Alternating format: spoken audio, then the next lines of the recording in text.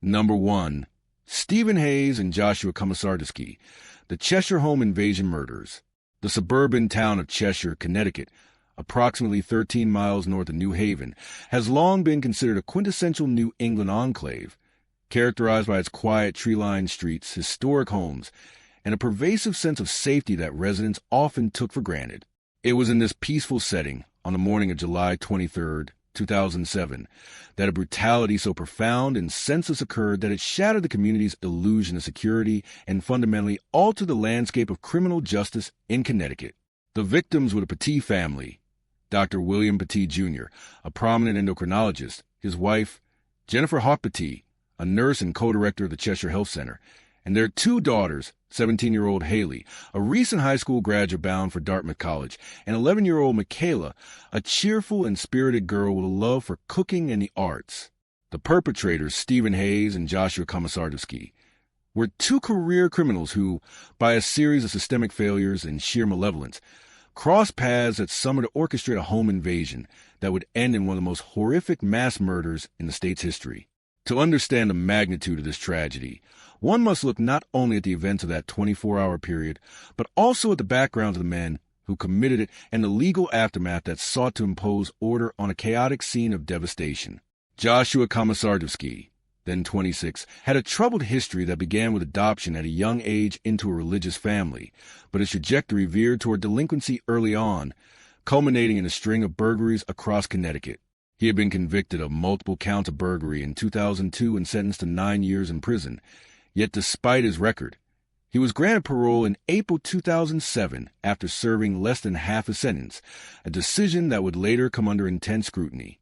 Stephen Hayes, then 44, was a repeat offender with a criminal history spanning decades, including drug addiction and numerous convictions for larceny and burglary.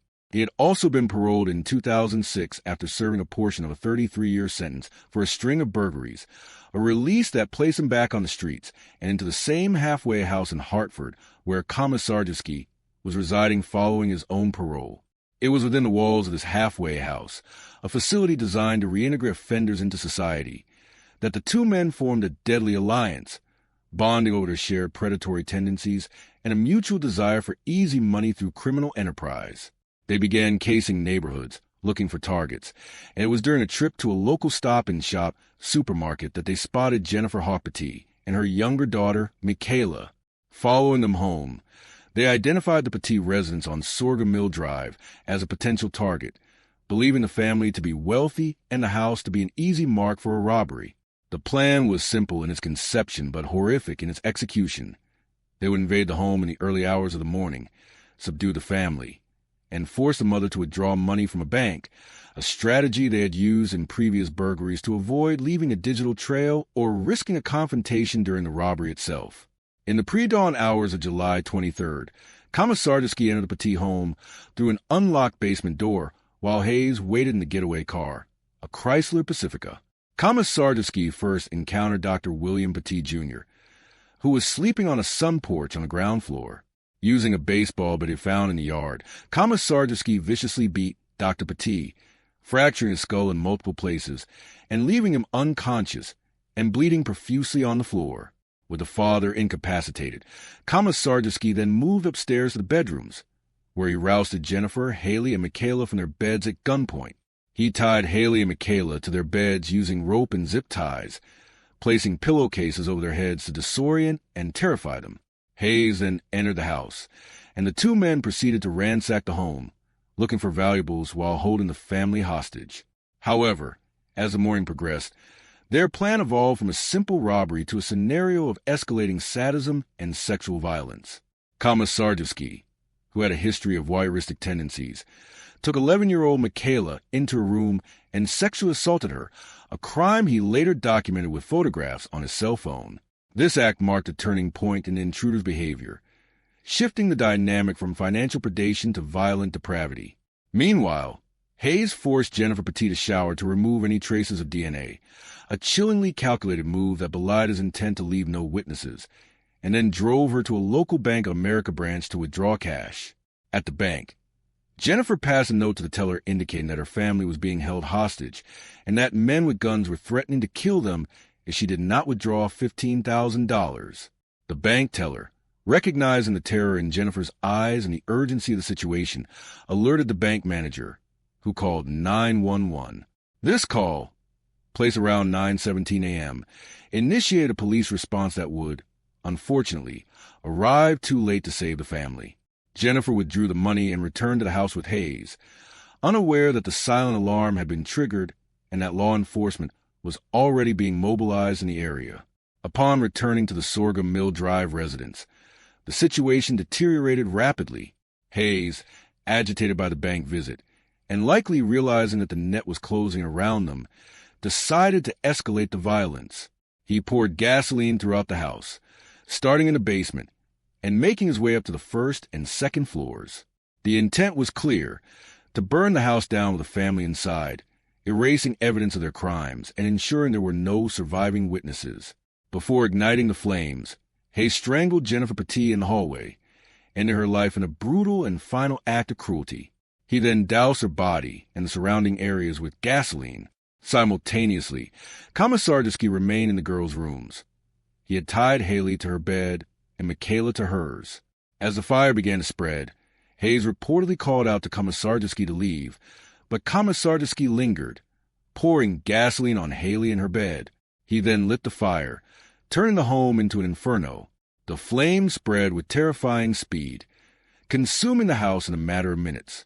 Amidst the chaos and the intense heat, Dr. William Petit, Jr., who had been beaten and left for dead in the basement, regained consciousness. Despite his severe head injuries, which included a fractured skull and massive bleeding, he managed to free himself from his restraints. Driven by the instinct to save his family, he crawled out of the basement, escaping the burning house just as the fire engulfed the lower level. He made his way to a neighbor's house across the street, screaming for help and alerting them to the inferno. The neighbors, seeing the smoke and hearing Dr. Petit's desperate cries, called emergency services. Police and fire departments arrived on the scene within minutes, but the intensity of the fire prevented them from entering the home immediately. By the time the flames were brought under control, the damage was catastrophic. Jennifer Petit was found dead on the first floor, having died from strangulation and smoke inhalation. Haley and Michaela were found in their bedrooms. They had died from smoke inhalation and severe burns, still bound to their beds. The discovery of the two girls, particularly Michaela, who had been sexually assaulted, sent shockwaves to the community and the responding officers, many of whom were fathers themselves and were visibly shaken by the scene. Hayes and Komisarjevsky had fled the scene in the Chrysler Pacifica immediately after setting the fire. However, their escape was short-lived. A Cheshire police officer spotted the vehicle leaving the neighborhood as he was responding to the 911 call. A high-speed chase ensued, culminating in the perpetrators being rammed off the road and apprehended a short distance from the Petit home. They were found with the stolen money from the bank and other items looted from the house, providing irrefutable evidence of their involvement in the crimes. The arrest brought a measure of immediate justice, but for Dr. Petit, who had lost his wife and daughters in the span of a few hours, the nightmare was just beginning. He was airlifted to St. Mary's Hospital in Waterbury, where he was treated for his severe head injuries and multiple lacerations. His survival was described by medical professionals as nothing short of miraculous, but he would have to face the grueling task of burying his family and navigating the complex legal proceedings that followed. The investigation into the Cheshire home invasion was extensive and meticulous, led by the Connecticut State Police and local authorities.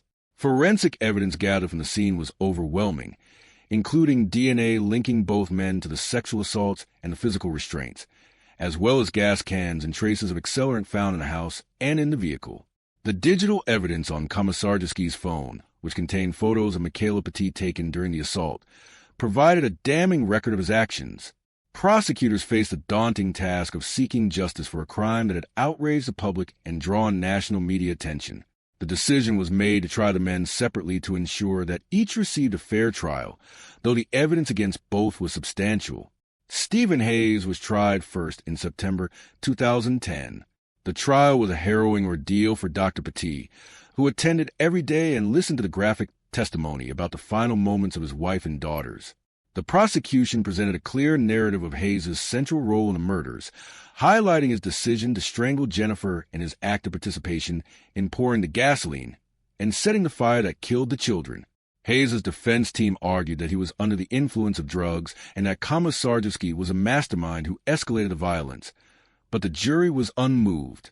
After deliberating, they found Hayes guilty on 16 counts, including 6 capital felony charges. In the penalty phase, the jury recommended the death sentence, which the judge formally imposed. Joshua Komisarjevsky's trial took place in 2011, following a similar pattern. His defense attempted to portray him as a disturbed individual following Hayes' lead, but the prosecution effectively dismantled this argument by presenting evidence of his prior sexual assault of Michaela and his active role in dousing Haley with gasoline. He was also convicted of multiple counts, including capital murder and sentenced to death. The legal aftermath of the Cheshire murders extended far beyond the trials of Hayes and Komisarjevsky. The case ignited a fierce debate in Connecticut about the death penalty and the parole system. Dr. Petit became a vocal advocate for victims' rights and legislative reform, arguing that the parole board had failed in its duty to protect the public by releasing 2 violent career criminals who were clearly not rehabilitated. In direct response to the murders, the Connecticut General Assembly passed a series of reforms known as the 3 Strikes Law, which mandated life sentences without the possibility of parole for offenders convicted of 3 violent crimes. Additionally, the operations of the parole board were overhauled to ensure that violent offenders were not released prematurely. The case also cast a spotlight on the death penalty in Connecticut. While Hayes and Komisarjevsky were initially sentenced to death, the state of Connecticut abolished the death penalty in 2012 for future crimes, although the law was not retroactive for those already on death row. However, in 2015, the Connecticut Supreme Court ruled that the death penalty violated the state constitution, commuting the sentences of Hayes and Komisarjevsky, along with the other men on death row, to life in prison without the possibility of parole. This decision was met with mixed reactions, with Dr. Petit expressing profound disappointment that the men who slaughtered his family would not face the ultimate punishment prescribed by the jury at their trials. Today, Stephen Hayes remains incarcerated at the Northern Correctional Institution, a high-security prison in Somers, Connecticut, while Joshua Komisarjevsky serves a sentence at the Cheshire Correctional Institution. They will likely spend the rest of their natural lives behind bars, isolated from the society they so violently violated. For the town of Cheshire, the physical scars of the crime have healed. The house on Sorghum Mill Drive was demolished, and a new residence stands in its place. But the psychological impact lingers. The sense of invulnerability that once defined the neighborhood was replaced by a heightened awareness of safety and the fragility of peace. The Petit family name, however, has not been defined solely by the tragedy. Dr. William Petit, Jr., despite the unimaginable loss he endured, channeled his grief into action. He established the Petit Family Foundation, a nonprofit organization dedicated to funding education, chronic illness research, and the protection of women and children from violence. Through the foundation, the memory of Jennifer, Haley, and Michaela is kept alive, their passions and potential serving as a beacon for others. The story of the Cheshire home invasion is a stark reminder of the evil that can lurk in the shadows of suburban life, but it is also a testament to the resilience of the human spirit in the face of unspeakable horror. Number 2. Richard Hickok and Perry Smith, the brutal slaying of the Clutter family in Holcomb, Kansas. In the waning days of 1959, the small agricultural community of Holcomb, situated on the high plains of western Kansas, was a place where doors were rarely locked and neighbors knew every detail of each other's lives, a tight-knit enclave defined by trust and a hard-working, religious populace.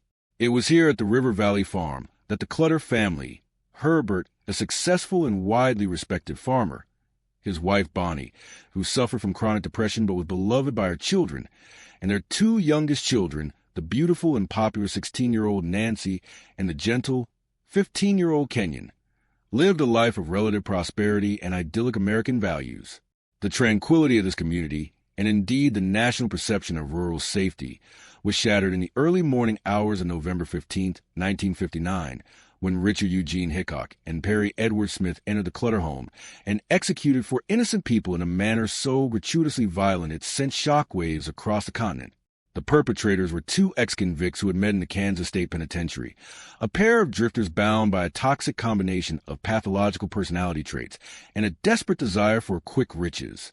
Hickok, a smooth-talking but impulsive thief with a history of writing bad checks and a disturbing predilection for young girls, had concocted a plan based on a rumor he had heard from a fellow inmate, Floyd Wells, who had once worked on the Clutter farm. Wells told Hickok that Herbert Clutter kept a large sum of cash in a safe inside his home, a piece of information that was, in reality, entirely false, but which became the catalyst for one of the most infamous murder cases in American history, a crime that would later be immortalized in Truman Capote's literary nonfiction masterpiece, In Cold Blood. After being paroled from prison in the summer of 1959, Hickok contacted Smith, a diminutive but volatile man with a fractured childhood marked by severe abuse and abandonment, who possessed a volatile temper and a romanticized self-image as a rugged adventurer. Despite their differences, Hickok being the planner and manipulator and Smith being the brooding, more physically dangerous follower, they united to execute a robbery they dubbed the Score, a plan that involved driving thousands of miles across the Midwest to Holcomb, entering the Clutter home, tying up the family, stealing the non-existent safe, and, most critically, leaving no witnesses behind. This final instruction, to leave no witnesses, was a directive that Smith, in particular, seemed to internalize with a terrifying readiness. In the late hours of November 14, 1959, the two men crossed the Kansas border and navigated the dark country roads until they arrived at the isolated white farmhouse. They cut the telephone lines to prevent any call for help and entered the home through an unlocked door, a breach of security that would haunt the community for decades. Once inside, they woke the family, moving them from their bedrooms and gathering them in the basement or separate rooms, depending on the later chaotic accounts given by the killers. For hours, they searched the house frantically for the safe, growing increasingly agitated and frustrated as it became clear that no such safe existed and that the Clutter family did not keep large amount of cash in the house. As the night wore on and the robbery yielded nothing but a paltry sum of around $40, a radio, and a pair of binoculars, the psychological dynamic between the intruders and their victims shifted dramatically. The failure of the financial motive left only the original, darker imperative of their plan: the elimination of witnesses. The murders were carried out methodically, but with a terrifying erraticness that suggested a loss of control. Herbert Clutter was led first to the furnace room in the basement, where he was bound and gagged before his throat was slit with a knife, a brutal wound that was nearly decapitating. Following him was Kenyon, the quiet son who had been tied up in the game room. He was shot in the head at point-blank range with a .12 gauge shotgun. Meanwhile, upstairs, Nancy and her mother Bonnie were bound in their respective bedrooms. Bonnie, who suffered from severe physical ailments that made even walking difficult, was killed in her bed with a single shotgun blast to the head. Nancy, the girl who represented the bright future of the family, was perhaps the most tragic victim.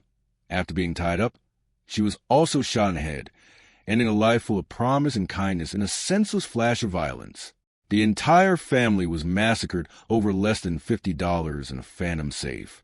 After the killings, Hickok and Smith fled the scene, driving eastward toward Mexico with the meager spoils of their crime, leaving behind a house of horrors that would be discovered the following Sunday morning by friends who came to take the family to church. The discovery of the bodies, particularly the image of the Clutter family bound and slaughtered in their own home, traumatized the community of Holcomb to its core. The sense of invulnerability that had defined the town evaporated instantly, replaced by a pervasive fear that lingered for years. Residents began locking their doors for the first time, and the open, trusting nature of the community was irrevocably damaged. The investigation into the quadruple murder was led by the Kansas Bureau of Investigation, KBI, specifically Special Agent Alvin Dewey, a former sheriff of Finney County, who knew the Clutter family personally. The initial investigation yielded few leads. There were no fingerprints, no apparent motive, and the sheer brutality of the crime suggested a personal vendetta rather than a simple robbery gone wrong.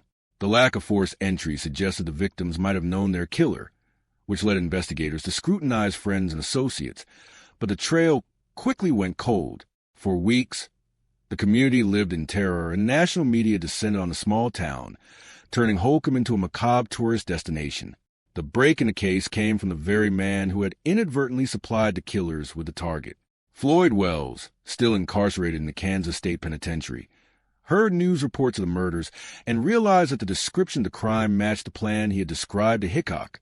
Wells contacted prison authorities and relayed his information to the KBI. This tip allowed investigators to construct a profile of the wanted men and put out an all-points bulletin for Hickok and Smith. The manhunt spanned several states and ended in Las Vegas, Nevada, on December 30th, 1959. When police recognized the stolen license plates on the car, the two men were driving and apprehended them without incident. Once in custody, both men attempted to deflect blame, but under intense interrogation and facing overwhelming evidence, they eventually confessed. Their confessions were a study in shifting narratives, each man trying to minimize his own role by painting the other as the instigator of the violence. Hickok claimed that Smith went berserk and killed the family on a whim, while Smith alleged that Hickok was the one who intended to kill everyone from the start to eliminate witnesses. Forensic evidence, including the boot prints found at the scene and the distinctive type of ammunition used, linked them irrevocably to the crime. The trial was moved to Garden City, Kansas, to ensure a fair jury pool, as the outrage in Holcomb was too intense. The courtroom was packed with spectators and reporters from around the world, fascinated by the disparity between the all-American victims and the drifter killers. The defense teams for both men attempted to plead insanity, citing Hickok's brain injury from a car accident and Smith's traumatic, abusive childhood and possible mental instability. However, the psychiatrist called by the state refuted these claims, testifying that both men knew exactly what they were doing and understood the difference between right and wrong. The trial lasted for 6 weeks, and the jury deliberated for only 45 minutes before finding both Richard Hickok and Perry Smith guilty of murder on all 4 counts. The sentencing phase of the trial focused heavily on the moral gravity of the crime and the lack of remorse shown by the defendants. The prosecution painted a picture of 2 cold-blooded killers who had murdered a family in their own home for pocket change, a crime so heinous that it demanded the ultimate punishment. The jury agreed, and both men were sentenced to death by hanging. The legal appeals process dragged on for 5 years, a period during which the men were housed on death row at the Kansas State Penitentiary in Lansing. During this time, they were interviewed extensively by Truman Capote, who was researching his book. The relationship between the author and the killers, particularly Smith, added a layer of complexity to the public's understanding of the crime, humanizing the perpetrators without excusing their actions. Finally, on April 14, 1965, Richard Hickok and Perry Smith were executed by hanging just after midnight. They were the last prisoners to be hanged in Kansas before the state switched to lethal injection. The executions brought a formal end to the legal saga, but the impact of the Clutter family murders continued to resonate. For Holcomb, the recovery was slow. The house where the murders occurred stood empty for years, a stark reminder of the violence, before eventually being purchased and renovated by a new family who sought to reclaim the space. The broader cultural impact was significant. The case shattered the American myth of a safe, rural sanctuary, proving that evil could penetrate even the most serene environments. It also sparked a national conversation about the death penalty and the psychology of cold-blooded killers. The story of the Clutter family remains a cautionary tale about the random nature of violence and the devastating ripple effects of a single, senseless act on a community and the world at large. Number 3. Ricky Javon Gray and Ray Joseph Dandridge, the Richmond murder spree that decimated the Harvey and Tucker families. The city of Richmond, Virginia, steeped in history and divided by the James River, is composed of distinct neighborhoods, each with its own character, from the historic Fan District to the quiet, tree-lined streets of Woodland Heights, where residents enjoy a sense of community and suburban tranquility. It was within this peaceful enclave on New Year's Day 2006 that a level of violence previously unimagined by the locals shattered calm, initiating a week of terror that would leave an indelible scar on the psyche of the city. The victims of the initial horror were the Harvey family. Brian Harvey, a respected musician and father known for his work in the alternative rock band House of Freaks. His wife, Catherine, a beloved local business owner who ran the quirky and popular toy store, World of Mirth, and their 2 young daughters, 9-year-old Stella and 4-year-old Ruby. The family was at the center of a vibrant social circle, known for their creativity, warmth, and generosity, making the brutality of their fate even more incomprehensible to those who knew them.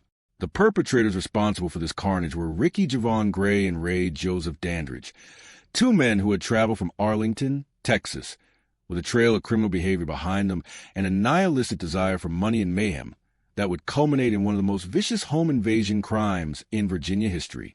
To understand the magnitude of the tragedy, one must examine the convergence of these two predators with the unsuspecting Harvey family, a meeting of fate driven by Gray and Dandridge's parole statuses and their connection to a young woman named Ashley Baskerville, who would tragically become a bridge between the killers and their victims. Ricky Gray and Ray Dandridge were not merely acquaintances. They were related by marriage and bound by a shared propensity for violence. Dandridge had recently been released from a Texas prison after serving time for robbery and had traveled to Richmond to stay with family. Gray, who had a history of larceny and assault, joined him, and the two men began a period of heavy drug use and criminal activity, viewing the world as a place to be exploited for their survival and pleasure. They were staying intermittently with Ashley Baskerville, a young woman who had previously worked as a babysitter for the Harvey family, a detail of chilling coincidence that would prove fatal. Baskerville, though aware of the men's criminal tendencies, became entangled in their scheme, initially serving as a lookout during a burglary, but soon finding herself complicit in a spiral of violence that would consume her own life. On the afternoon of January 1st, 2006, while much of Richmond was recovering from New Year's Eve celebrations, Gray and Dandridge set their sights on the Harvey residence in Woodland Heights. They likely chose the house because they knew the family through Baskerville or because they perceived it as a wealthy target in a quiet neighborhood. What transpired inside the home at 800 West 31st Street was a nightmare of brutality that shocked even seasoned homicide detectives. The Harveys were preparing for a day of relaxation and perhaps a small gathering to mark the holiday. Evidence suggested that the intruders gained entry under the pretense of ruse, or simply forced their way in. Once inside, they immediately unleashed a torrent of violence. Brian Harvey was discovered in the basement, having been bludgeoned with a hammer and stabbed, his throat slit in a manner that indicated a sheer, unadulterated rage. Upstairs, Catherine and the two girls, Stella and Ruby, were found in a back bedroom. They had been bound with duct tape and ligatures, a method used to instill terror and ensure compliance. Like Brian, they had been beaten with blunt instruments, and their throats were slashed. The savagery of the attacks, particularly against the children, suggested a complete dehumanization of the victims by the perpetrators. After the murders, in an attempt to cover their tracks and destroy forensic evidence, Gray and Dandridge set the house on fire. The blaze rapidly consumed the structure, sending thick smoke billowing into the winter sky. Neighbors, noticing the smoke, rushed to help but were beaten back by the intensity of the flames. By the time fire crews managed to extinguish the inferno, the Harvey family was dead, and the once charming home was a blackened shell. The discovery of 4 bodies within the rubble sent shockwaves through Richmond, the Woodland Heights neighborhood, known for its annual house tour and strong community bonds, suddenly felt like a crime scene. Residents installed security systems. Neighbors looked at one another with suspicion, and the collective innocence of the community was lost. The tragedy, however, was far from over. Gray and Dandridge, now in possession of stolen items from the Harvey home, including Brian Harvey's wedding band, were far from finished. Driven by a psychotic momentum and a need for resources, they struck again just days later, on January 6, 2006. This time, the target was the Tucker family, who resided in the 2900 block of East Broad Rock Road. Petit Tucker, a 55-year-old forklift operator, his wife Mary, 47, and their daughter, Ashley Baskerville, 21, were the victims. The connection here was direct. Ashley Baskerville was the daughter of Mary Tucker from a previous relationship, and the same woman who had inadvertently linked the killers to the Harveys. It is believed that a dispute arose over the distribution of the goods stolen from the Harvey family, or perhaps Baskerville had threatened to go to the police, realizing the extent of the violence she had witnessed. In a chilling turn of events, the men turned on their accomplice and her family. They entered the Tucker home with the same murderous intent. Priscilla and Mary were found bound, beaten, and stabbed to death, their throats cut in a signature manner that linked the crime irrefugably to the Harvey murders. Ashley Baskerville was also found dead, bound with tape and suffocated with a plastic bag and a towel. She had been brutally murdered by the very men she had aided. The murder of Baskerville eliminated a witness and added a layer of grim irony to the spree. The tool the killers used to find their first victims had become a casualty of their own greed and brutality. The city of Richmond was now in a state of panic. The police realized they were dealing with a pair of roaming predators who seemed to have no fear of capture and no regard for human life. The investigation, led by the Richmond Police Department and assisted by the FBI, quickly zeroed in on Gray and Dandridge through the discovery of the stolen Harvey property and a connection to Ashley Baskerville. A massive manhunt ensued, spanning multiple states as the men fled Richmond in the Tucker family's car. They were eventually located in Philadelphia, Pennsylvania, on January 7, 2006, just days after the Tucker murders. Philadelphia police officers, acting on a tip from a confidential informant and tracking the stolen vehicle, apprehended the two men outside a building where they were trying to sell stolen goods. Upon their arrest, they were found in possession of items linking them to both crime scenes, including Brian Harvey's wedding ring and clothes covered in the victim's blood. The capture brought an end to the immediate terror gripping Richmond, but began a long and painful legal journey for the families of the victims and the community at large. The legal proceedings against Ricky Gray and Ray Dandridge were complex and emotionally draining. Prosecutors faced the task of seeking justice for 7 murders across 2 crime scenes, a case that carried the weight of the community's outrage. In a strategic move to avoid the death penalty, Ray Dandridge pleaded guilty to the murders in 2006. He agreed to cooperate with authorities and testify against Gray, a decision that resulted in him being sentenced to life in prison without the possibility of parole. Ricky Gray, however, chose to stand trial. His defense team argued that he suffered from mental illness and brain damage, exacerbated by a history of drug abuse, and that Dandridge was the primary aggressor in the murders. The evidence presented at trial, however, painted a different picture. Forensic testimony, including DNA evidence and the blood splatter analysis, indicated that both men were active participants in the beatings and stabbings. The prosecution detailed the calculated nature of the crimes, the binding of the victims, the theft of specific items, and the arson, and argued that Gray was the ringleader who orchestrated the violence. In August 2006, a jury convicted Ricky Gray of capital murder on multiple counts for the deaths of the Harvey family. He was sentenced to death. The conviction and sentence were upheld through years of appeals, with Gray's lawyers arguing about the constitutionality of lethal injection and Gray's mental competency. The legal battles lasted over a decade, keeping the wounds of the families fresh as they were forced to relive the horror in courtrooms time and again. The impact of the Richmond murder spree extended far beyond the walls of courtrooms. In Woodland Heights, the Harvey home was eventually demolished, and the lot stood empty for years as a somber memorial before a new home was constructed. The community, however, remained forever changed. Neighbors who once left their doors unlocked became vigilant about security, and the shadow of the 2006 murders lingered over the neighborhood's identity. The local music scene mourned the loss of Brian Harvey, a talented and kind soul, while the closure world of mirth left a void in the cultural life of the city. The murders also sparked a rigorous debate about the parole system and the supervision of violent offenders, as both Gray and Dandridge had extensive criminal records and were considered high risks for reoffense. The failure of the system to contain these predators became a point of contention for victims' rights advocates. On January 18, 2017, after exhausting his appeals, Ricky Javon Gray was executed by lethal injection at the Greensville Correctional Center in Jarrett, Virginia. His execution was carried out despite protests from anti-death penalty advocates and lingering questions about his mental state. He maintained a stoic silence until the end. Ray Dandridge remains incarcerated in a Virginia prison, serving out his life sentences, a permanent reminder of the week of terror that descended upon Richmond. The legacy of the Harvey and Tucker families is one of profound loss, but also of resilience. The community rallied together in the aftermath, establishing memorials and scholarships to honor the memories of those who were taken, ensuring that their lives are defined not by the brutality of their deaths, but by the love they shared and the joy they brought to those around them.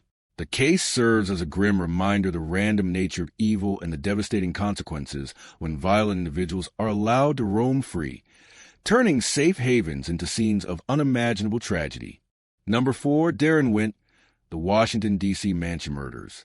In the affluent Woodside Park neighborhood of Washington, D.C., where stately mansions sit behind manicured hedges and the residents wield significant influence in the nation's capital, the Savopoulos family represented the pinnacle of success and social standing. Sava Savopoulos, the 46-year-old CEO of American Iron Works, a company that supplied steel for major construction projects, including the Pentagon and the Trump International Hotel, lived with his wife, Amy, 47, their 10-year-old son, Philip, and their 2 daughters, who were away at boarding school. Assisting them in their grand home on Woodland Drive was Veralicia Figueroa, a 57-year-old housekeeper who was like a second mother to the children. The tranquility of this insulated world was shattered in May 2015 when a meticulously planned home invasion devolved into a 19-hour hostage ordeal that ended in a barbaric quadruple murder and a massive arson fire. The perpetrator, Darren Wint, was a 34-year-old former welder at American Iron Works who had been fired from the company years prior. Wint was a man with a volatile history, including prior arrests for assault and theft, and he harbored a deep-seated resentment that would eventually manifest in unspeakable violence. The case was not a random act of chance, but a targeted attack driven by a desire for financial gain, possibly fueled by an insider's knowledge of the family's wealth and movements, though the exact link between Wint and the family beyond his former employment remains a subject of intricate legal debate. The events began to unfold on the afternoon of May 13, 2015, when Wint and at least 3 accomplices invaded the home. They lay in wait for the family to return, seizing control of the residence and holding the 4 victims captive in a terrifying display of dominance and control. For the next 19 hours, the Savopoulos home was transformed into a prison. Wint and his associates held Sava's, Amy, Philip, and Veralicia under guard, refusing them food and water while they orchestrated a plan to extort a massive ransom. The invaders were not content with the valuables in the house. They demanded cash. Using Savas' phone, they contacted his assistant, Jordan Figueroa, no relation to the housekeeper, instructing her to withdraw $40,000 from the bank and deliver it to the house. This ransom demand was executed with a chilling precision. The assistant was told to drop the money in a specific manner, though the exact instructions would later become a point of contention in the trial. In the meantime, the situation inside the house grew increasingly tense. To keep the captives quiet and compliant, the intruders ordered pizza, a mundane act that would ultimately provide the crucial forensic breakthrough needed to solve the case. As the night wore on, the psychological toll on the family, particularly young Philip, must have been immeasurable. On the morning of May 14th, after the money had been delivered to the house by the assistant, the intruders' plan shifted from robbery to annihilation, perhaps recognizing that their faces had been seen or fearing the inevitable arrival of law enforcement. Once the ransom was collected, Wint and his accomplices decided to eliminate the witnesses. They attacked the family with blunt force and knives, beating and stabbing them with a ferocity that shocked seasoned homicide detectives. Sava's, Amy, Philip, and Veralicia were all found dead, their bodies bearing the marks of prolonged and violent struggle. After the murders, the perpetrators attempted to cover their tracks by setting the mansion on fire. They poured gasoline throughout the house and ignited it, hoping to burn the structure to the ground and destroy the DNA evidence linking them to the scene. The fire, however, was spotted by passers-by, and firefighters arrived quickly. As they battled the blaze, they discovered the grislies seen inside. The bodies of the victims were found in different rooms, charred and brutalized. The investigation into the Woodland Drive murders, as it came to be known, became one of the highest-profile cases in D.C. history. The Metropolitan Police Department, assisted by the FBI, worked tirelessly to piece together the events of those 19 hours. The breakthrough came from the most unlikely of sources: the pizza crusts. Forensic technicians were able to recover DNA from the discarded pizza boxes and crusts that had been ordered during the hostage ordeal. The DNA profile matched that of Darren Wint, who was already in the criminal database due to his previous arrests. This match allowed authorities to identify him as a primary suspect. Surveillance footage from the neighborhood and traffic cameras also helped track the movements of the suspects, showing Wint and others leaving the area in a blue Porsche that belonged to the Savopoulos family. The vehicle was later found abandoned in a church parking lot in Maryland, burned in a similar attempt to destroy evidence. The manhunt for Darren Wint ended on May 21st, 2015, about a week after murders. U.S. Marshals tracked Wint to a hotel in northeast Washington, D.C., where he was staying with others. As the tactical team moved in to apprehend him, Wint attempted to flee, but was quickly subdued. He was found in possession of a large sum of cash, much of it linked to the stolen ransom money, and weapons. Several other individuals were also arrested in connection with the crime, including Wint's brother, and others believed to have acted as accomplices, though the prosecution argued that Wint was the ringleader and the primary actor in the violence. The trial of Darren Wint was a complex legal marathon that began in 2017. The prosecution presented a mountain of evidence, including the DNA on the pizza, the GPS data from the stolen Porsche, and the discovery of Wint's fingerprints on the duct tape used to bind the victims. They painted a picture of Wint as a greedy, calculating killer who orchestrated the kidnapping and murder of a family he once worked near. The defense, however, argued that while Wint was present in the house, he did not commit the murders. They suggested that the actual killer was one of the other accomplices who had fled the jurisdiction or who had not yet been identified, attempting to create reasonable doubt by highlighting the lack of video footage showing Wint striking the victims. The jury, faced with the overwhelming circumstantial evidence and the forensic links, did not buy the defense's narrative. In 2018, after nearly 3 weeks of deliberation, Darren Wint was found guilty on all counts, including first-degree murder, while armed, kidnapping, extortion, and arson. The verdict brought a measure of closure to a case that had gripped the nation's capital in fear.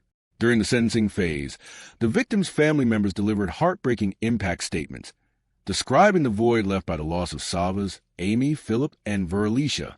Philip's sister spoke of a brother who would never graduate high school or live his dreams, while Figueroa family mourned a hard-working mother who was simply in the wrong place at the wrong time. The judge, acknowledging the extreme depravity of the crimes, sentenced Darren Wint to life in prison without the possibility of parole. In Washington, D.C., which does not have the death penalty, this was the harshest sentence available. Several of Wint's accomplices also received lengthy prison sentences for their roles in conspiracy and the cover-up.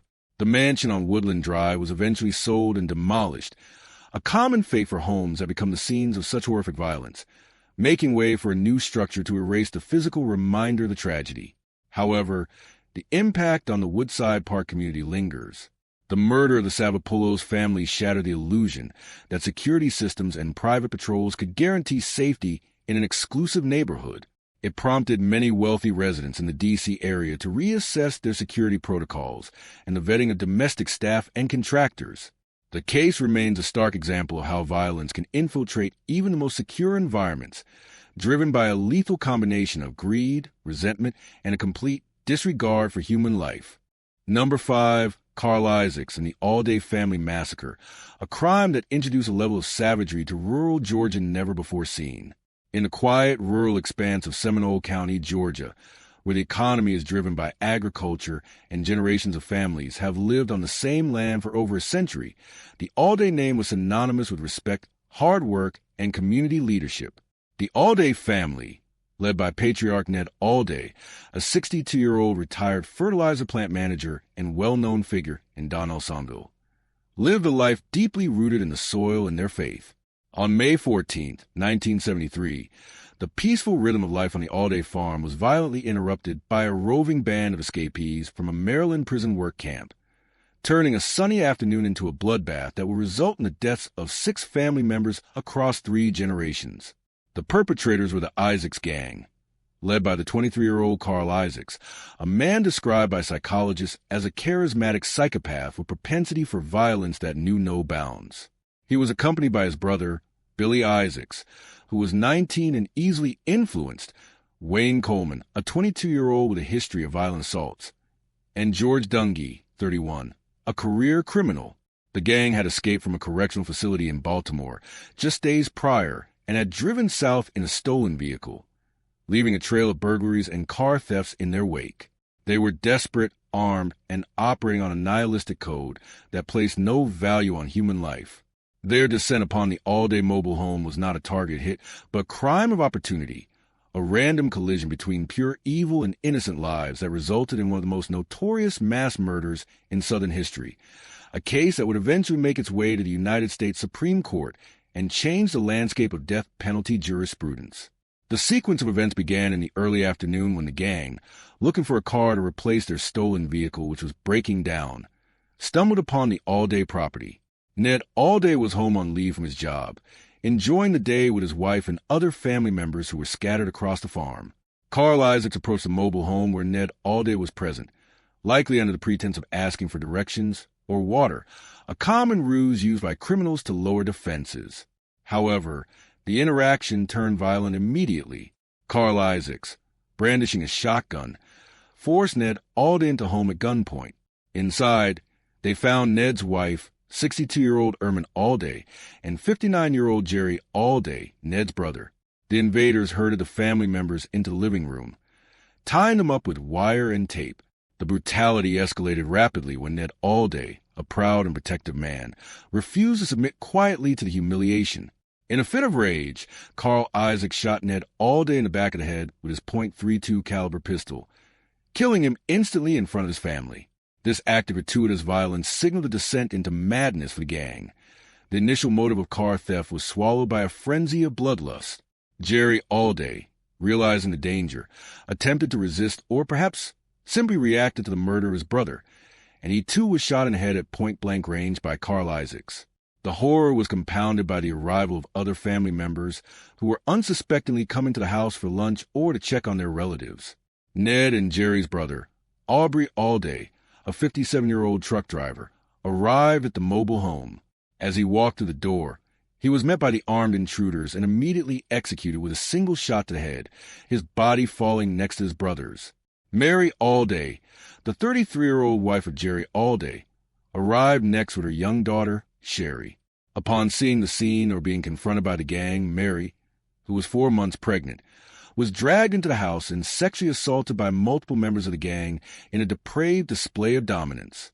After enduring this trauma, she was forced to lie down beside her dead husband and brothers-in-law before being shot in the head. The final victim, 9-year-old Sherry Alday, had witnessed the unimaginable slaughter of her father, uncles, aunt, and grandfather. In a chilling act that defies comprehension, the killers decided that the child could not be left alive to identify them.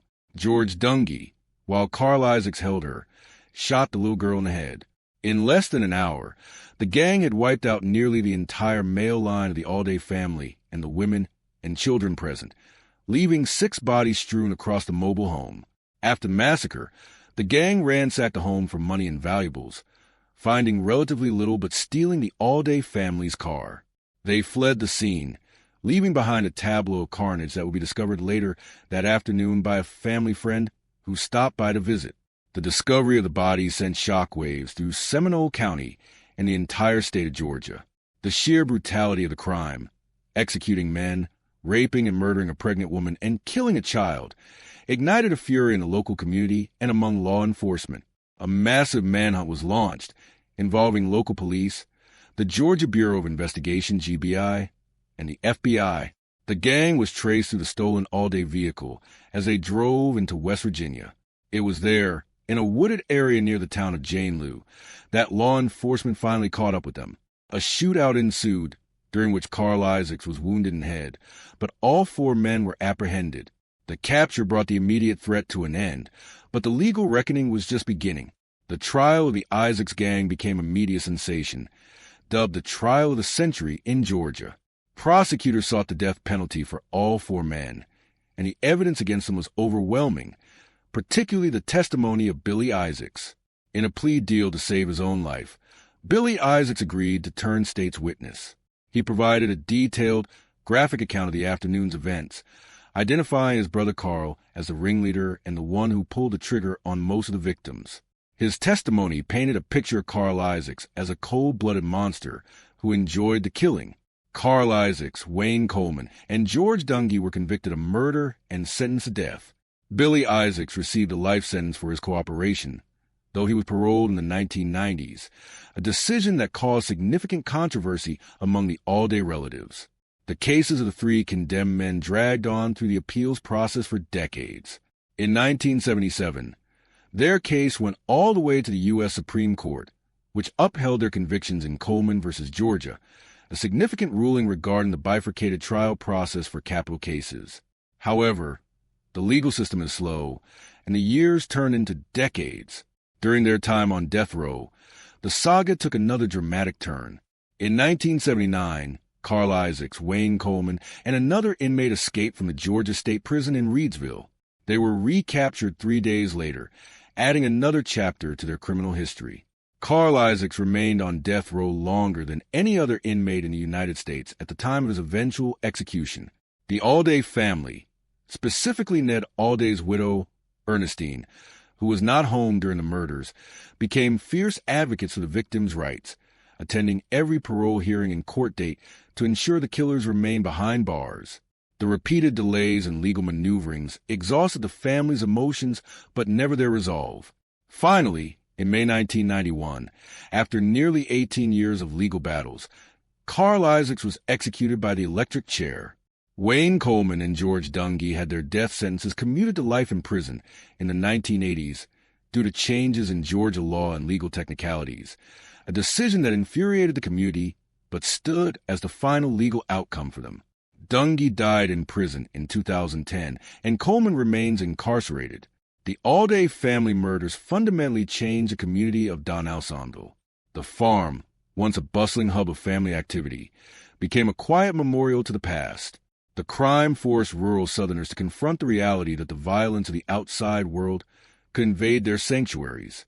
It also led to significant changes in how Georgia handled death penalty cases and parole hearings, with the state enacting stricter laws to prevent the kind of delays that allowed the killers to evade justice for so long. The story of the Alday family is remembered not just for brutality, but for the resilience of the survivors and the community who refused to let the names of the victims be forgotten. The 6 Aldays, Ned, Ermin, Jerry, Aubrey, Mary, and Sherry, are buried together in a family cemetery, their lives cut short by a senseless act of violence that destroyed a lineage and forever altered the history of Seminole County. The case stands as a grim testament to the evil that can roam the highways and backroads and the devastating aftermath when that evil crosses paths with innocence. Number 6. Charles Manson and the Manson Family, the Tate-LaBianca murders. The summer of 1969 in Los Angeles was a time of cultural flux, a period where the sun-drenched hills of Hollywood and the sprawling canyons seemed to vibrate with the energy of the counterculture, rock music, and social revolution. Yet, lurking beneath the veneer of peace and love was a dark, apocalyptic cult led by a charismatic petty criminal named Charles Manson, who orchestrated a series of home invasions so brutal they effectively ended the era of optimism for the City of Angels.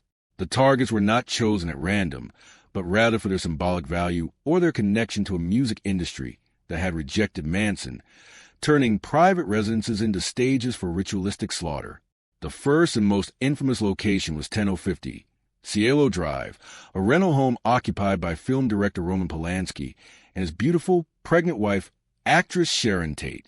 On the night of August 8, 1969, Manson dispatched his most loyal followers, Charles Tex Watson, Susan Atkins, Linda Kasabian, and Patricia Krenwinkel, to the estate with instructions to kill everyone inside as gruesomely as possible. The perpetrators entered the property by cutting the telephone wires and scaling a fence, immediately encountering 18-year-old Stephen Parent, who was visiting the property's caretaker. Watson shot Parent 4 times in his car as he attempted to flee, making him the first victim of the night. The group then proceeded to the main house, where they broke in through a window. Inside, they found 4 occupants: Sharon Tate, who was 8.5 months pregnant, her ex-boyfriend and hairstylist Jay Sebring, coffee fortunaire Abigail Folger, and her boyfriend, Polish writer Wojciech Frykowski. The invaders herded the terrified occupants into the living room. When the victims attempted to resist or flee, the violence escalated instantly. Watson shot Sebring and bludgeoned Frykowski, who managed to break free and run toward the pool, only to be caught and shot, stabbed, and bludgeoned repeatedly with a bayonet. Abigail Folger escaped from the house onto the lawn, but was tackled by Krenwinkel and stabbed 28 times by Watson and Krenwinkel as she screamed into the night. Sharon Tate, witnessing the brutality of her friends, begged for the life of her unborn child. Susan Atkins later admitted to telling Tate that she had no mercy for her, and Tate was stabbed 16 times, died with the word pig written in her blood on the front door by the killers, a gruesome signature left by the cult. The terror did not end at Cielo Drive. The following night, Charles Manson, dissatisfied with the panic caused by the first murders and wanting to instill more fear in the establishment, personally accompanied a group of his followers to a different neighborhood. This time, the target was 3301 Waverly Drive in the Los Feliz district, the home of supermarket executive Leno LaBianca and his wife, Rosemary. Manson entered the home first, tying up the couple at gunpoint and assuring them they would only be robbed, though his intent was far darker. After ensuring the victims were subdued, he left the house, instructing Watson, Krenwinkel, and Leslie Van Houten to carry out the murders. The brutality inflicted upon the LaBiancas was even more depraved than the previous night's carnage. Leno LaBianca was stabbed 12 times with a chrome-plated bayonet, and a fork was left protruding from his stomach. Rosemary LaBianca was stabbed 41 times with a bayonet and a carving knife. Following the killings, the perpetrators remained in the house for hours, eating food from the refrigerator and showering, further desecrating the home. Before leaving, they wrote messages in blood on the walls and refrigerator, including "Death to Pigs, Rise," and the misspelled "Helter Skelter," hoping to trigger a race war that Manson had preached was imminent, a prophecy he called Helter Skelter after the Beatles song. The discovery of these bodies and the Tate victims a day prior sent a shockwave of panic through Los Angeles. The wealthy residents of the Hollywood Hills and Los Feliz locked their doors, purchased guard dogs, and lived in fear that the hippie killers would strike again. The Los Angeles Police Department, initially baffled by the savagery and a lack of obvious motive, struggled to link the two crime scenes, suspecting drug deals or personal vendettas rather than a cult conspiracy. The investigation into the Tate-LaBianca murders was eventually solved not through forensic wizardry alone, but through the boastful confessions of the killers themselves. The breakthrough came when Susan Atkins, while in jail for an unrelated murder charge, the killing of music teacher Gary Hinman, bragged to her cellmates about her role in the Tate murders. This information reached the authorities, leading to the arrest of Charles Manson and several of his family members at the Spawn Ranch hideout in Death Valley. The subsequent trial became a media circus, captivating the world with the spectacle of the defendants' shaved heads, X's carved into their foreheads, chanting in unison and disrupting the proceedings. Prosecutor Vincent Bugliosi presented the theory of Helter Skelter, arguing that Manson intended to incite a racial war by framing the Black Power movement for the murders of white, wealthy victims. While the exact motivations remain debated, with some suggesting the murders were revenge against Terry Melcher, the previous tenant of Cielo Drive, who had refused to record Manson's music, the jury was convinced of Manson's command and control over his followers. Linda Kasabian, who had served as a getaway driver and had not participated in the actual killings, was granted immunity and became the star witness of the prosecution, providing a chilling, first-hand account of the nights of terror. Her testimony was pivotal in securing convictions against Charles Manson, Tex Watson, Patricia Krenwinkel, Susan Atkins, and Leslie Van Houten. In January 1971, the jury returned guilty verdicts on all counts of murder and conspiracy against the defendants. Charles Manson, Susan Atkins, Patricia Krenwinkel, and Leslie Van Houten were sentenced to death, while Tex Watson was tried separately later and also received the death penalty. However, their fates were altered in 1972 when the California Supreme Court ruled the death penalty unconstitutional, automatically commuting their sentences to life in prison with the possibility of parole. This legal technicality meant that the killers would spend decades behind bars, with the parole board repeatedly denying their release due to severity of their crimes and the continued public outcry. For the families of the victims, Sharon Tate's sister Deborah Tate became a relentless advocate, attending every parole hearing to ensure the killers remained incarcerated. The life sentences ensured a lifetime of legal battles to keep the murderers behind bars. Charles Manson died in prison in 2017, having never expressed remorse for his role in the slaughter. Susan Atkins died in prison in 2009.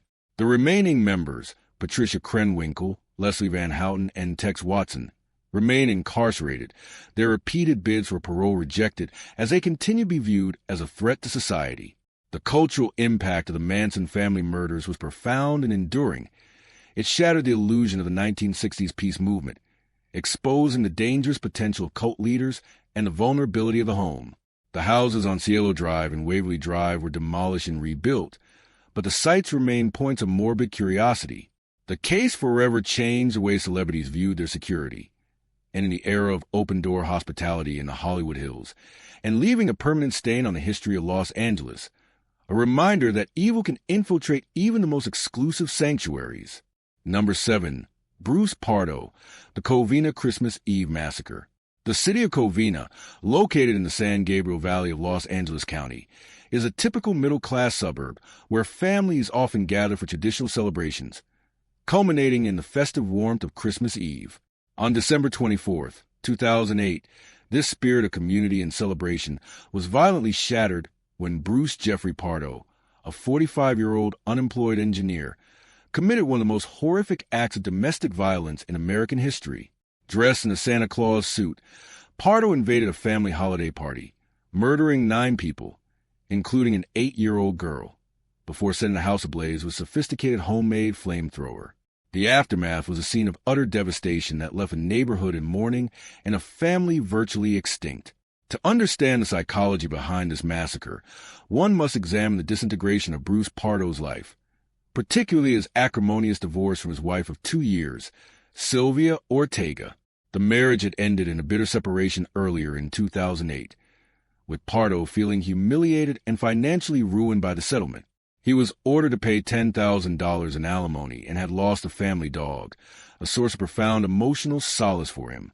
Furthermore, Pardo had been fired from his job at Jet Propulsion Laboratory a year prior for falsifying his educational credentials, a secret that unraveled his financial stability. Facing mounting debts, a foreclosure on his home, and the perceived injustice of the divorce court rulings, Pardo's anger curled into a lethal rage focused squarely on his ex-wife's family, the Ortegas, whom he blamed for his misfortunes. In the weeks leading up to Christmas, Pardo meticulously planned the attack, a preparation phase that masked his lethal intent behind the mundane facade of a man dealing with breakup. He purchased a Santa suit online, a disguise that would allow him effortless access to the family home without arousing suspicion, as children and adults alike would naturally welcome Father Christmas. Beyond the costume, his preparations were terrifyingly tactical. He modified 4 large pressurized fuel tanks to function as a flamethrower, capable of spraying a high-velocity stream of gasoline. He also wrapped a 9mm semi-automatic handgun in gift wrap, treating the instrument of death as a holiday present. On the evening of December 24th, the Ortega family was hosting their annual Christmas Eve party at the home of Sylvia's parents, Joseph and Alicia Ortega, at 1129 East Knowlcrest Drive. The house was filled with approximately 25 relatives, friends, and children, celebrating with food, music, and laughter. Unbeknownst to them, a freight train of violence was headed their way. Pardo arrived at the intersection near the house around 11:30 p.m., parked his rental car down the street, and donned the Santa suit. Carrying a large gift-wrap box containing the fuel tank assembly and his handgun, he walked up the driveway. When Pardo rang the doorbell, an 8-year-old girl, answering the door expecting a cheerful holiday visitor, was immediately met with the barrel of a gun. Pardo shot her in the face, a brutal act that began the carnage. The girl miraculously survived, but was left with permanent injuries. As she fell, Pardo entered the house shouting Merry Christmas, before opening fire indiscriminately on the partygoers. The first victim inside was Joseph Ortega, the patriarch, who was shot in the back as he tried to protect his family. Panic erupted instantly as the sounds of gunfire shattered the festive atmosphere. Pardo moved through the living room and kitchen with cold precision, targeting his ex-wife's relatives. He shot and killed his ex-wife, Sylvia Pardo, along with her parents Joseph and Alicia Ortega. The violence extended to Sylvia's brothers, Charles and James Ortega, and their wives, Sherry and Teresa. The youngest victim, 9-year-old Alyssa Ortega, tried to flee the chaos but was pursued by Pardo and shot. In total, 9 people were fatally shot before Pardo even deployed the incendiary devices. The slaughter was methodical and deeply personal, fueled by Pardo's perception that the Ortega family had taken everything from him. After expending his ammunition and realizing his victims were either dead or dying, Pardo initiated the second phase of his plan, total destruction of the crime scene. Using a remote-controlled detonator, he ignited the fuel tanks he had carried in. A massive explosion of fire roared through the entryway, and Pardo then used a pressurized spray nozzle to douse the interior of the house with high-octane racing fuel. The accelerant spread rapidly, turning the home into a crematorium. Some survivors, including the wounded 8-year-old girl, managed to escape through a back door or jump from windows as the flames engulfed the structure. The intensity of the fire was so great that it melted the aluminum siding of neighboring houses and prevented first responders from entering for hours. Pardo fled the scene amidst the confusion, slipping away in the smoke and darkness. However, his plan had not gone entirely according to his design. During the explosion and fire, his Santa suit had melted onto his body, causing severe third-degree burns to his arms and torso. In immense pain and realizing his life was effectively over, Pardo did not attempt to flee the state or go into hiding. Instead, he drove his rental car to his brother's house in Sylmar, about 20 miles away. Pardo arrived at his brother's home around 3:30 a.m. on Christmas Day. His brother was not home, but Pardo broke in. By this time, his burns were excruciating, and the physical and psychological weight of the massacre had collapsed upon him. Instead of continuing his flight or engaging police in a shootout, Pardo decided to end his life. He was found dead later that morning from a self-inflicted gunshot wound to the head. The discovery of his body brought a close to the immediate manhunt. But the horror in Covina was far from over. The fire at the Ortega residence had burned so hot that the structure was completely destroyed, leaving only the chimneys standing. The identification of the victims became a grueling process for the coroner's office, requiring DNA analysis and dental records due to the severity of the burns. The community of Covina was left in a state of shock. The image of Santa Claus, a symbol of joy and giving, had been perverted into a mask of death, traumatizing the children who survived and the first responders who carried the bodies from the rubble. In the days following the massacre, investigators pieced together the timeline of Pardo's descent into madness. They discovered a rental car parked a mile from his brother's house that contained $17,000 in cash, a ticket for a flight to Canada, and a map indicating a route to Illinois, suggesting that while he had planned an escape route, the physical agony of his burns likely made flight impossible. Furthermore, police found that his car was rigged with a booby trap, pipes filled with gunpowder connected to a detonator, intended to kill anyone investigating the vehicle, though it failed to explode. The brutality of the crime prompted a re-evaluation of domestic violence threats and the potential for mass casualty events stemming from custody battles and divorce settlements.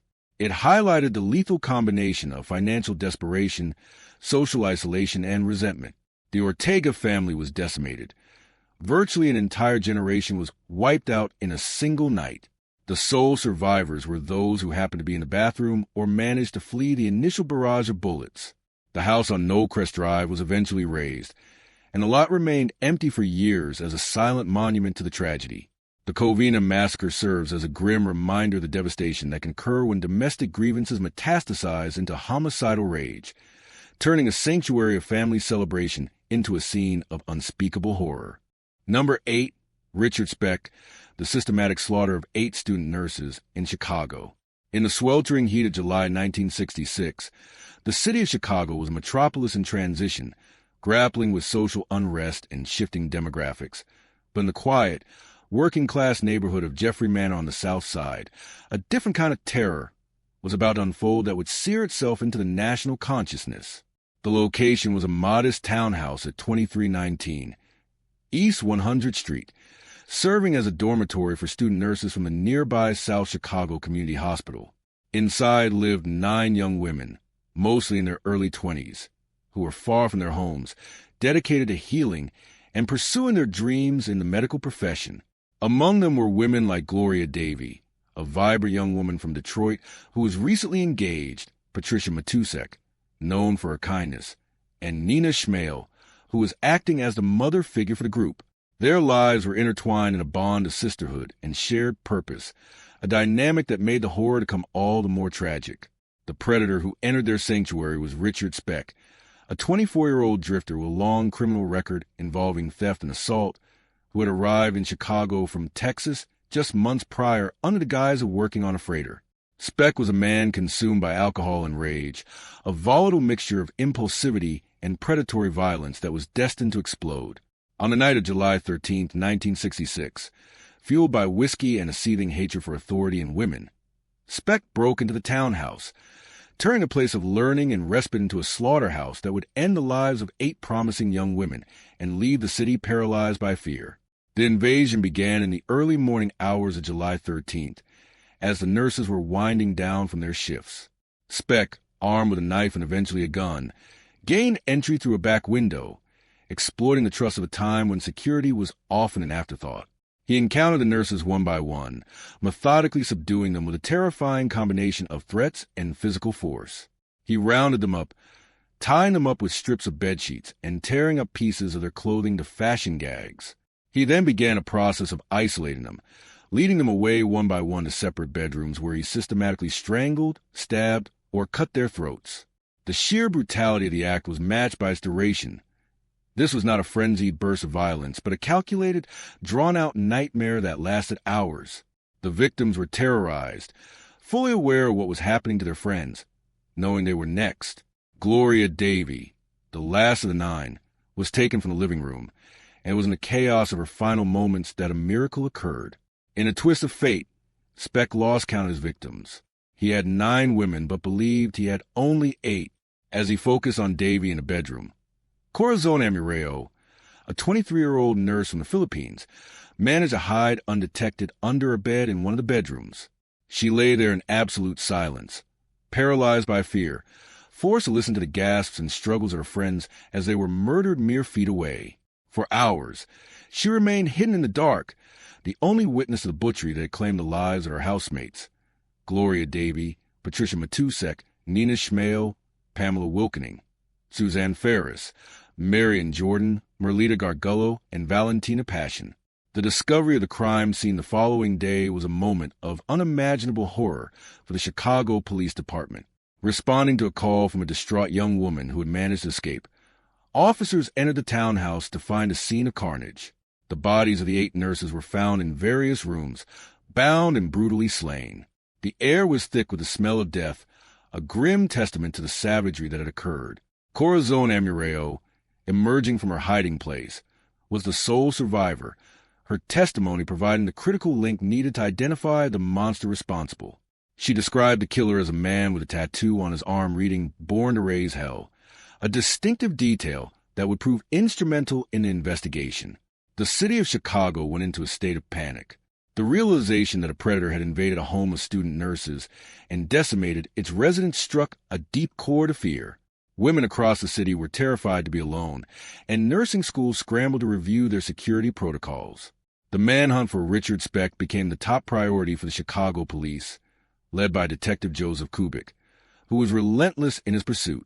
The break in the case came just days after the murders when Speck attempted suicide in a flophouse on the west side. He had slashed his wrist but was still alive when paramedics arrived. During his treatment at a hospital, a Dr. Leroy Smith noticed a distinctive tattoo on Speck's forearm, recalling the detail from the news reports. Smith quietly alerted the authorities, and when Speck was discharged into police custody, he was immediately identified by Corazon Amureo in a lineup cementing his fate.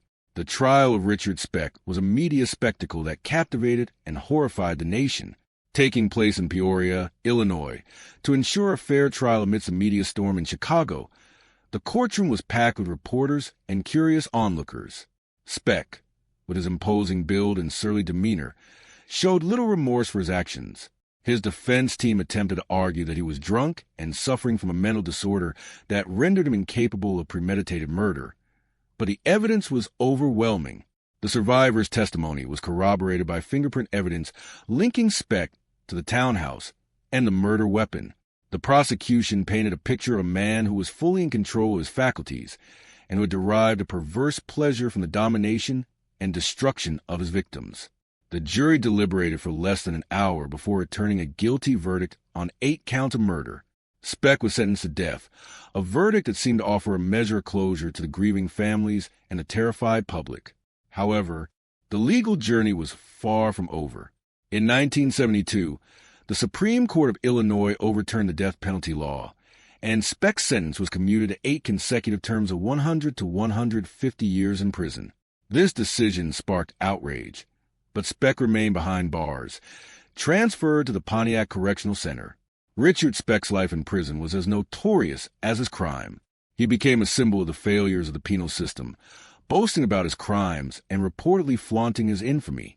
In a shocking turn of events years later, a video surfaced from inside the prison showing Speck, now overweight and having grown breasts due to hormone treatments, snorting cocaine, holding money, and bragging about the murders in a crude, unrepentant manner. The video, which was sold to a television network, caused a scandal and led to an overhaul of the Illinois prison system, resulting in the firing or resignation of several high-ranking officials. Speck died of a heart attack in 1991, having spent 25 years in prison. His death marked the end of a chapter that had haunted Chicago for a quarter century. The impact of the nurse murders, however, extended far beyond Speck's death. The townhouse on East 100th Street was eventually demolished, erased from the physical landscape, but the memory of the nurses' massacre lingered. For the medical community in Chicago, the tragedy was a profound loss of future healers. It fundamentally changed the way hospitals and nursing schools thought about the safety of their staff, leading to stricter security measures in dormitories and a heightened awareness of the vulnerability of young women living in urban environments. The case also forced a national conversation about violence against women and the parole and monitoring of violent offenders. Richard Speck's name became synonymous with the random, brutal evil that can invade the safest of spaces, shattering the illusion of sanctuary and leaving behind a legacy of pain that outlived the perpetrator. The bravery of Corazon Amireo, who survived to tell the tale and ensure justice was served, remains a beacon of resilience amidst the darkness of that night, ensuring that the 8 nurses who were taken are remembered not just as victims, but as the promising, vibrant young women they were. Number 9, Aaron Caffey, Charlie Wilkinson, and Bobby Johnson, the Caffey family massacre in Alba, Texas. In the quiet, unincorporated community of Alba, nestled in the piney woods of East Texas, the Caffey family was known as a pillar of their local church and a tight-knit, God-fearing unit. Terry Caffey, a devoted father and welder, lived with his wife Penny and their 3 children, 16-year-old Aaron, 13-year-old Matthew, and 8-year-old Tyler. Their life revolved around their faith and their family, a dynamic that began to fracture when Aaron entered into a relationship with 19-year-old Charlie Wilkinson, a young man with a rebellious streak and a history of minor legal troubles. Terry and Penny, seeking to protect their daughter, disapproved of the relationship, viewing Wilkinson as a bad influence who was pulling Aaron away from her religious upbringing. They imposed strict restrictions, forbidding Aaron from seeing him, a decision that ignited a powder keg of teenage angst and manipulation. Wilkinson, along with his 18-year-old friend Bobby Johnson, began to feed Aaron's resentment, convincing her that her parents were the enemy standing in the way of her happiness. This toxic brew of adolescent rebellion and adult manipulation culminated in a plot so heinous that it defied the natural order of family loyalty. The children decided to murder their parents and siblings so that Aaron and Charlie could be together, free from constraints of parental authority. The conspiracy solidified in the early months of 2008, with discussions escalating from hypothetical complaints to concrete plans involving weapons and arson. The group was later joined by Charles Allen Wade, another friend of Wilkinson's, who agreed to participate in a home invasion. On the night of March 1st, 2008, the plan was set into motion. Under the cover of darkness, Wilkinson and Wade entered the Caffey home through an unlocked window, while Aaron and Bobby Johnson waited outside as lookouts. The invasion was swift and brutal. Wilkinson, armed with a revolver, entered the master bedroom where Terry and Penny Caffey were asleep. He fired multiple shots, striking Terry in the head and Penny in the body. The noise woke the 2 younger brothers, Matthew and Tyler, who were in their rooms down the hall. In a horrifying sequence of events, the intruders dragged the boys from their beds. Matthew was shot and brutally beaten with a wooden baseball bat, and young Tyler suffered a similar fate, his life extinguished by blows to the head and gunshot wounds. After the killings, the attackers doused the house with gasoline and set it ablaze, intending to destroy the evidence and erase the Caffey family from the face of the earth. Aaron, watching from the yard, witnessed the destruction of her home and the murder of her family, yet she did not intervene. Instead, she fled with Wilkinson, Johnson, and Wade, believing they were headed toward a future together. However, the plan had a fatal flaw. Terry Caffey was not dead. Despite being shot in the head, he regained consciousness amidst the flames and smoke. Driven by an adrenaline-fueled instinct to survive, he managed to crawl out of a window of the burning house. He stumbled into the woods, bleeding and burned, where he huddled under a tree for hours in the freezing cold until help arrived. A passing motorist spotted him and called emergency services. Terry's survival was nothing short of miraculous, but the trauma of losing his wife and 2 sons, coupled with the realization that his own daughter was involved, was a burden almost too heavy to bear. The investigation began immediately, with Terry providing a description of the attackers and voicing his suspicions about Aaron's disappearance. The manhunt for the 4 suspects ended quickly. They were apprehended at a local motel later that day, still in possession of weapons and items stolen from the Caffey home. The interrogation of the teenagers revealed the chilling details of the conspiracy. Aaron Caffey initially denied involvement, but under questioning and faced with the evidence, she confessed to her role in planning the murders, admitting that she wanted her parents dead. The trials that followed captivated and horrified the small community of Alba. Because Aaron Caffey was 16 at the time of the crimes, a legal battle ensued over whether she would be tried as an adult. The prosecution argued that the severity of the crime, premeditated murder and arson, warranted adult status. The judge agreed, and Aaron was certified to stand trial as an adult. In a deal to avoid the death penalty, Aaron pleaded guilty to 2 counts of capital murder. She was sentenced to 2 life terms plus 25 years, meaning she would not be eligible for parole for at least 40 years.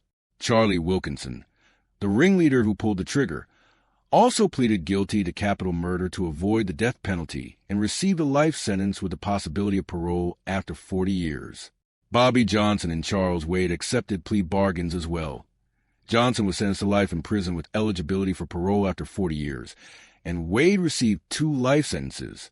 The swift resolution of the cases brought a measure of legal closure, but the emotional aftermath was far more complex. The most profound aspect of the story emerged in the years following the tragedy. Terry Caffey, having lost his wife, 2 sons, and effectively his daughter, embarked on a journey of forgiveness that baffled many. Drawing deeply on his Christian faith, he publicly forgave the murderers, including his daughter Erin. This act of grace did not excuse the crimes, but Terry stated it was necessary for his own survival, allowing him to move forward without being consumed by hatred. He even visited Erin in prison, a meeting that was tearful and heartbreaking, offering a glimpse into the complex relationship between a father and the child who betrayed him. Terry rebuilt his life, eventually remarrying and having another child, though the memory of the family he lost remains a permanent part of his narrative. The Caffey family home was completely destroyed by the fire, and Terry built a new home on the same property, a testament to his refusal to be driven away by the violence. The case of the Caffey family massacre stands as a grim reminder of the destructive potential of teenage romance when combined with mental instability and poor parental boundaries. It shattered the peace of a small Texas town and forced a re-examination of how communities identify and intervene in toxic domestic situations before they escalate into bloodshed. For Terry Caffey, it is a story of unspeakable loss, but also the miraculous capacity of the human spirit to forgive and rebuild in the face of total devastation. Number 10. Tucker Cipriano, the brutal murder of his father in Farmington Hills, Michigan. The affluent suburb of Farmington Hills, located just northwest of Detroit, is characterized by its rolling manicured lawns, high-rated schools, and an overwhelming sense of security that attracts families looking for a protective environment to raise their children. It is a community where violent crime is a statistical anomaly rather than a daily reality. However, on the night of April 16, 2012, this illusion of suburban invincibility was violently punctured by a home invasion that did not come from a stranger on the street, but from within the family unit itself. The perpetrator was Tucker Cipriano, a 19-year-old member of the household whose descent into drug addiction and criminal behavior had transformed him into a ticking time bomb. Tucker was the son of Robert Bob Cipriano, a successful 52-year-old senior vice president at a credit union, and his wife, Roseanne, a dedicated nurse and mother. The Cipriano family was well-known and well-liked, active in their church and community. Yet behind the closed doors of their spacious two-story colonial home on Forest Hills Lane, a storm was brewing. Tucker had developed a severe addiction to synthetic marijuana, often referred to as K2 or spice, and harder drugs like heroin. His behavior had become increasingly erratic, violent, and criminal, leading to a series of burglaries and a growing estrangement from his family. Just weeks before the fatal night, Tucker had been arrested for breaking into a neighbor's home to steal money, yet despite his escalating criminal record and obvious addiction, he had been released on bond and allowed to return to the very environment he was destabilizing. This systemic failure, combined with the toxic chemistry of drugs and mental illness, set the stage for a tragedy that would leave a father dead, a mother and brother permanently scarred, and a community grappling with the terrifying reality that the ultimate threat to their safety might be sleeping in a room next door. The events of that fateful Monday night began like any other evening in the Cipriano household, but the undercurrents of tension were palpable. Tucker and his friend, 21-year-old Mitchell Young, had been smoking synthetic marijuana and were in desperate need of money to feed their addictions. They formulated a plan to break into the Cipriano home, a place Tucker knew intimately, to steal cash and credit cards. This was not a typical burglary of a stranger's abode. It was a calculated violation of his own family's sanctuary, driven by narcotic-fueled desperation. In the early hours of the morning, around 3 a.m., Tucker and Mitchell forced their way into the house through an unlocked back window, moving stealthily through the darkened rooms. Their target was a master bedroom where Robert and Roseanne were sleeping, and the downstairs where they believed the family kept a safe. The intrusion was soon discovered, and a violent confrontation erupted. Robert Cipriano, a protective father who had tried tirelessly to help his son, confronted the intruders. In a blind rage, armed with a baseball bat he brought with him, Tucker unleashed a fury of violence upon his father. He bludgeoned Robert repeatedly in the head and body, the force of the blows shattering bones and silencing the man who had given him life. Robert was beaten to death in his own hallway, a victim of the son he had tried to save. The violence did not end with Robert's murder. Hearing the commotion, Tucker's mother, Roseanne, and his younger brother, 17-year-old Salvatore, emerged from their rooms or were discovered in their beds. Mitchell Young and Tucker Cipriano turned their aggression on them as well, beating them with the bat in an attempt to eliminate witnesses and secure their theft. Roseanne suffered severe head injuries, including a crushed jaw and other fractures, but she survived by pretending to be dead after the assault. Salvatore, a high school student, was also brutally beaten, suffering permanent brain damage that would alter the trajectory of his life forever. Amidst this carnage, two other siblings, Tanner and Isabella, were in the house. Tanner, realizing the horrific nature of what was occurring, managed to hide in a bathroom with a cordless phone. In a scene of pure terror, Tanner, then 18, dialed 911. The recording of that call is a haunting document of the event. Tanner can be heard whispering to the dispatcher, "My brother and his friend are killing my dad," his voice trembling with a mix of fear and disbelief. He described the sound of thumping and screaming, waiting in the dark, petrified that the killers would hear him and end his life next. The police, responding to a frantic call, arrived at the house within minutes to find a scene of absolute horror. Robert Cipriano lay dead in the hallway, beaten beyond recognition. Roseanne and Salvatore were critically injured, covered in blood. Tucker Cipriano and Mitchell Young had fled the scene, running into the darkness, but their freedom was short-lived. The manhunt for Tucker Cipriano and Mitchell Young ended a short distance away.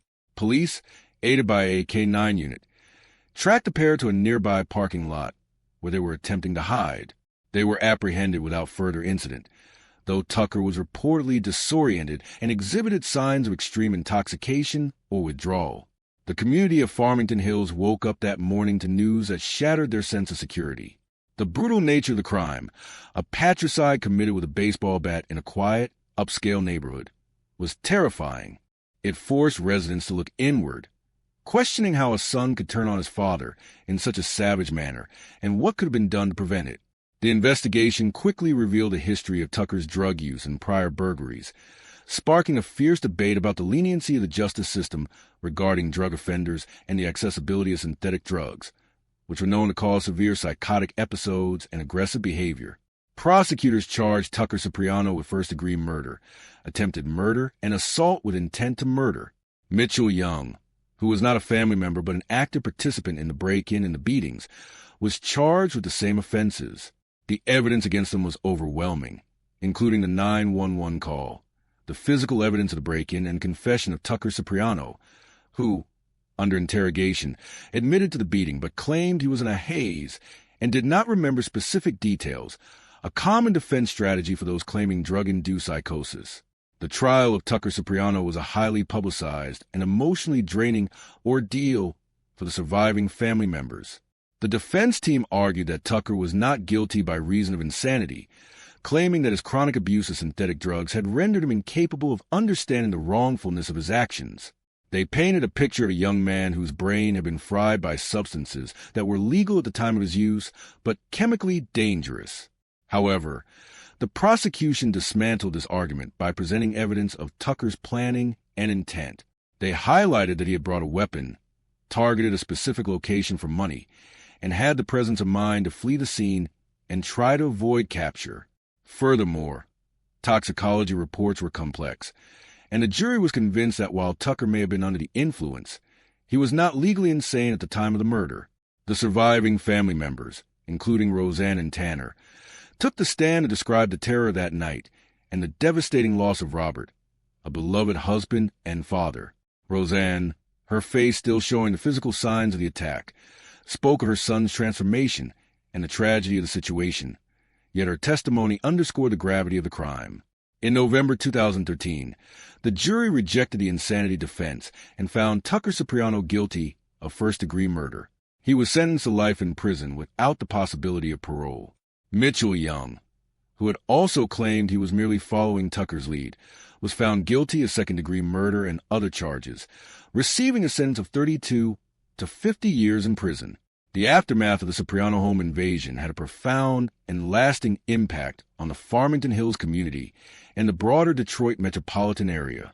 It served as a grim wake-up call about the dangers of synthetic drugs, which were often sold over the counter in convenience stores and marketed as a legal high, leading to a crackdown on the sale and distribution of K2 and Spice in Michigan and across the country.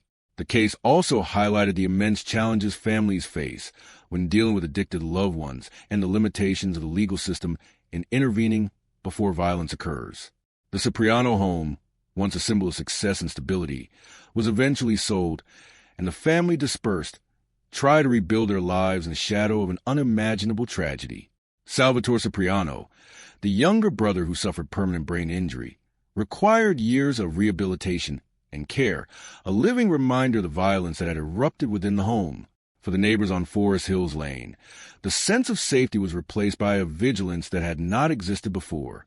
The realization that a home invasion could be perpetrated by a family member meant that the threat profile of the neighborhood had changed irrevocably. It was no longer just about locking doors against strangers. It was about recognizing the signs of internal dysfunction and addiction that could lead to violence. Tucker Cipriano remains incarcerated, serving his life sentence, a young man who threw away his future and destroyed his family for a momentary high and a handful of cash.